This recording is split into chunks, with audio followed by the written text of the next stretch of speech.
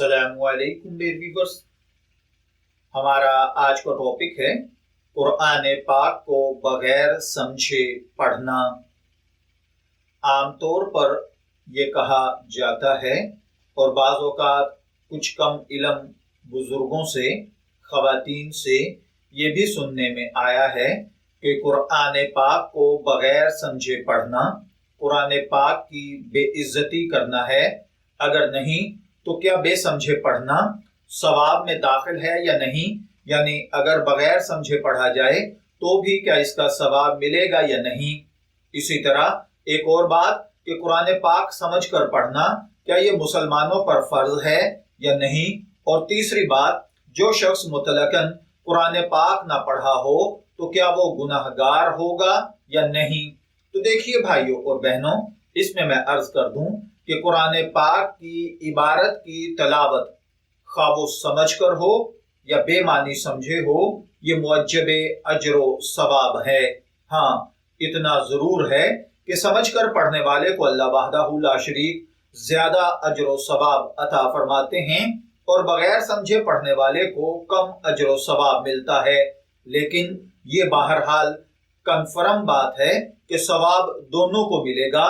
یہ خیال کہ بے سمجھے ہوئے قرآن پاک کو پڑھنا نعوذ باللہ قرآن پاک کی بے عزتی ہے یا اس سے قرآن پاک کی حرمت میں فرق آتا ہے، یہ تصور اور خیال قطعاً غلط ہے۔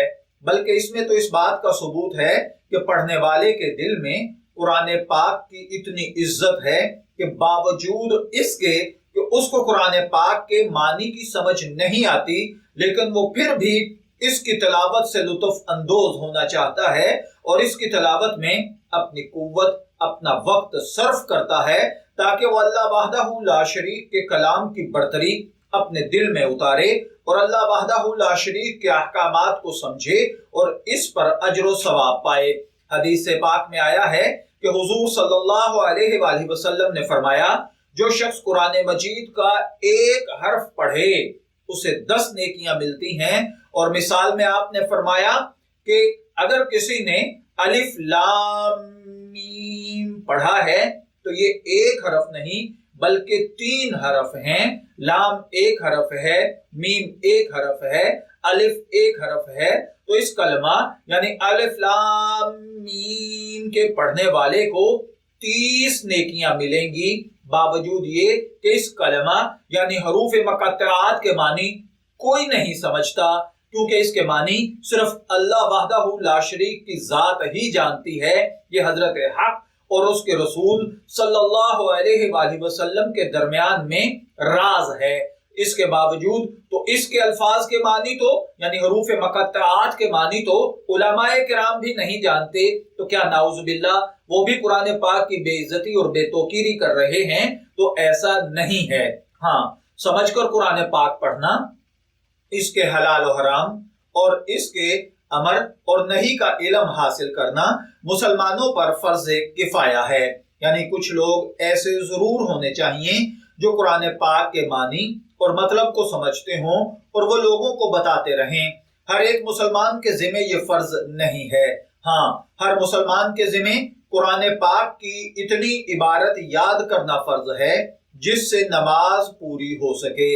اگر نماز درست ہونے کے لائق بھی قرآن مجید اس نے نہیں پڑھا اور یاد نہیں کیا تو ایسا شخص گناہگار ہوگا، بشرطے کہ پڑھنے اور یاد کرنے کا وقت پایا ہو اور قدرت رکھتا ہو۔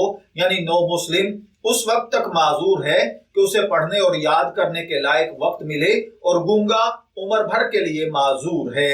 میں دعا گو ہوں کہ اللہ تعالی ہمیں ان باتوں کو سمجھ کر ان کے مطابق عمل کرنے کی توفیق عطا فرمائے۔